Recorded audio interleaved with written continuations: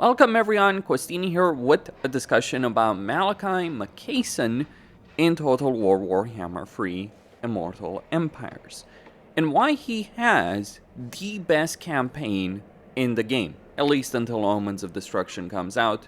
What happens after that?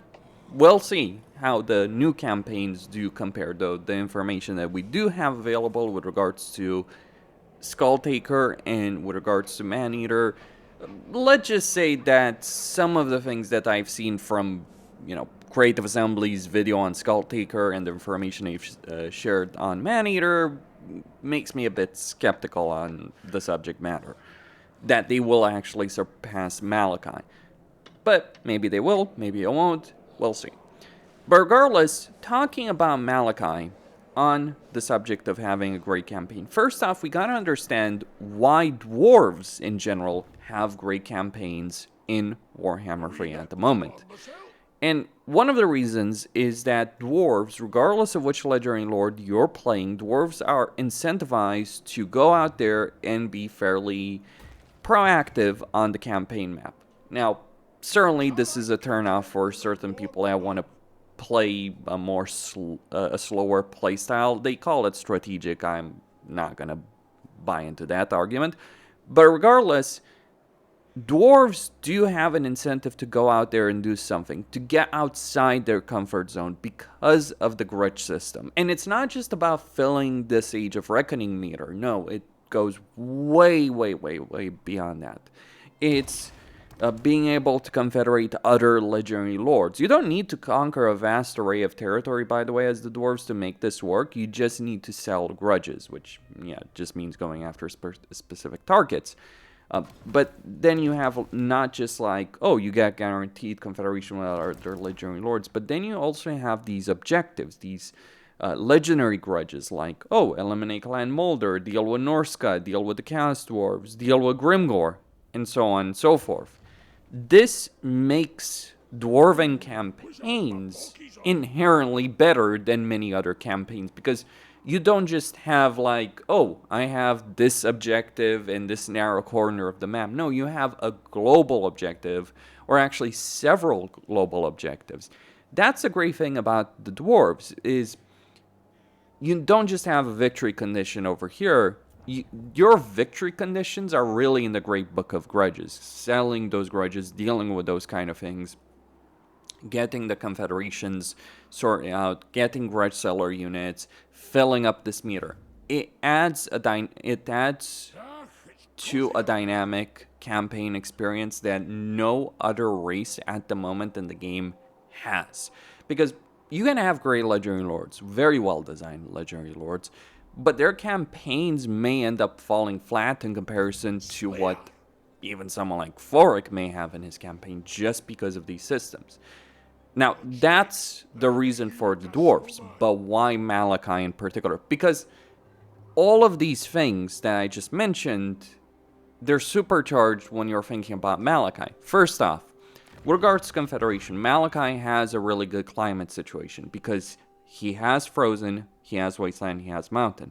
And what this means is, when you're playing a campaign as Malakai, sure, it does apply to Ungrim, it does apply to Grombrindal as well, but when you're playing as Malakai, you have all of this territory, and crucially the territory over here in Nagron. So that means when you're playing a Malakai campaign, if you confederate Grombrindal swiftly enough, it depends on RNG, like does Grombrindal get wiped out or not.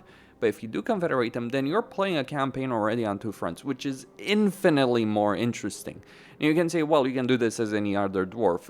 You can, but let me just put it as bluntly as possible. Doing that is tricky enough. And it's not like Malakai's campaign is necessarily easy as is. Doing this, by the way, with unsuitable climate is not worth the effort, honestly. That's the reason why, like, only Ungrim, Grombrindal, and Malakai can do it. But Malakai has an extra advantage compared to both Ungrim and Grombrindal. Like, Grombrindal is great to confederate, but his campaign is fairly tunnel vision when you're actually playing it. Ungrim has more flexibility in theory, but in practice, again, it is a bit more tunnel vision. Whereas Malakai, because of his starting position over here, surrounded by Chaos, Skaven, Archeon, yeah, it is a tricky starting position. This is the thing that sells Malakai to me, because you can have really powerful legendary lords, but then their campaigns end up being boring because you just steamroll everything. Malakai does not have that freaking luxury. In as much as there is any difficulty in Warhammer 3, he genuinely has one of the most difficult campaigns. Because difficulty is not like, oh, your economy is crap or your units are crap. No, you can win with many bad combination of units or lords.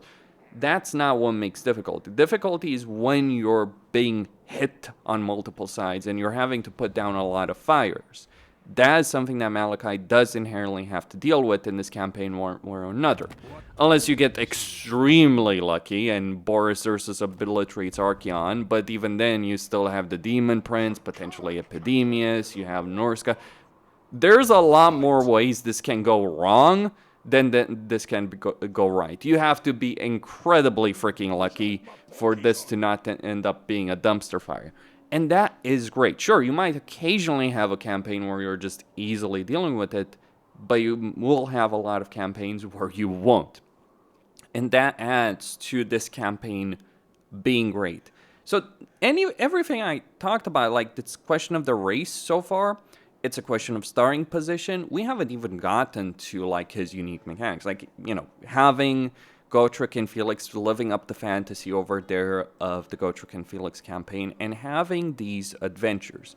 So already we have, because of climate, because of starting position, because of racial mechanics, various incentives that push the player to go outside, do various things, get outside their comfort zone, and create a very dynamic experience. But this goes even further, because then you have these adventures. And these adventures, they give you various buffs, significant ones. Though, to be blunt about it, the baseline dwarf army, like the problem with the dwarves is not their capability of battle individual armies. It's like when you're dealing with the dumpster fire, it's having enough armies on enough fronts to deal with everything and managing that. But you do get these buffs, but these buffs are gained by doing various objectives, like dealing with the dwarf refugee dilemma, dealing with various elven armies over here that you fight. It further adds to the dynamic experience. And yes, you can complete all of these objectives and get all these buffs, but the order you do it in, like, do you want to go in the Empire, spend time there? Do you want to go in the Northern Chaos Waste, where there might not be great territory, but the rewards of Orga guns are significant? Do you want to go in the Darklands? There's so many different ways, and the choice you make, like, okay, what am I going to focus on first? Do I want to focus on gyrocopters? Do I want to focus on cannons? It might seem reasonable to go for cannons, but in reality, there's many reasons why you would actually want, as a dwarf player, you may want to go for gyrocopters as quickly as possible. So that means that a lot of these campaigns, because like a campaign where you're spending a lot of the early game in Norska as opposed to beelining it for the sake of getting to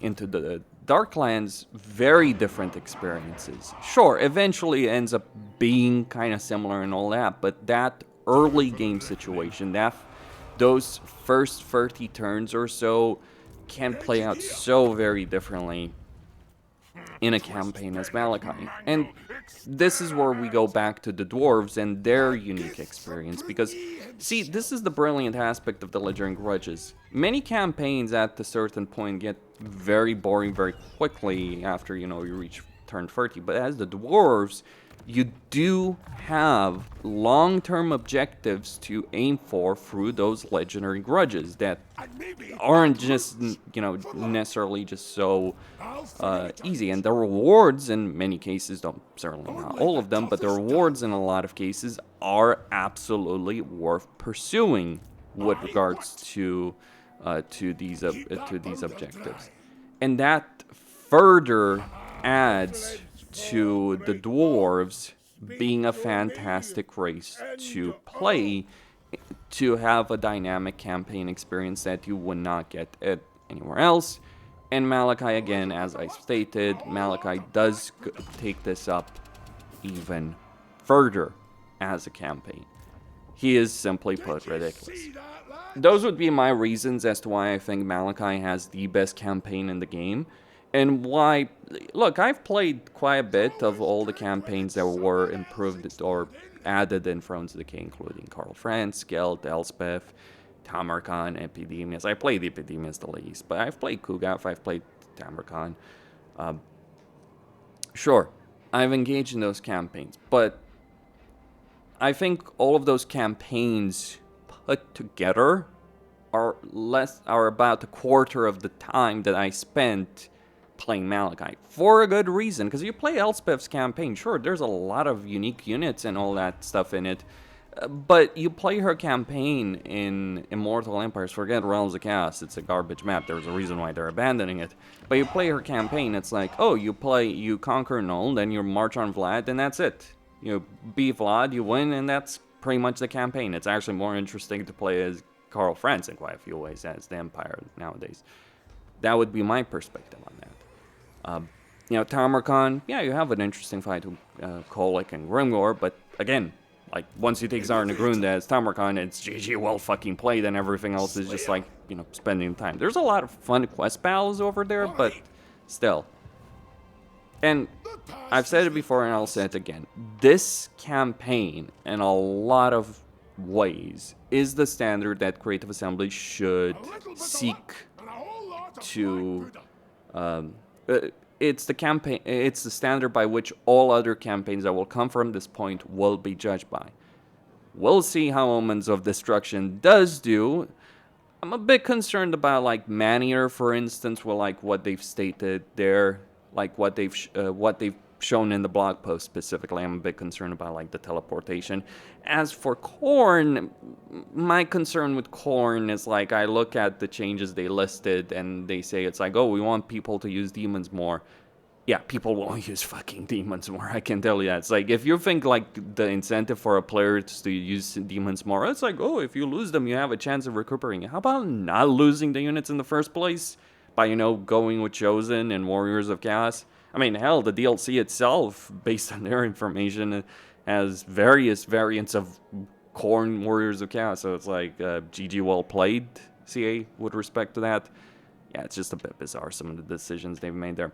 Anyway, we'll see how all of that lands. You know, Ironclaw, when they release information on the subject of Ironclaw, talk about it. But we'll see. Like, next up, they'll be talking about Arbol. Still, we'll see what CA does. Questine signing out. Stay tuned for more.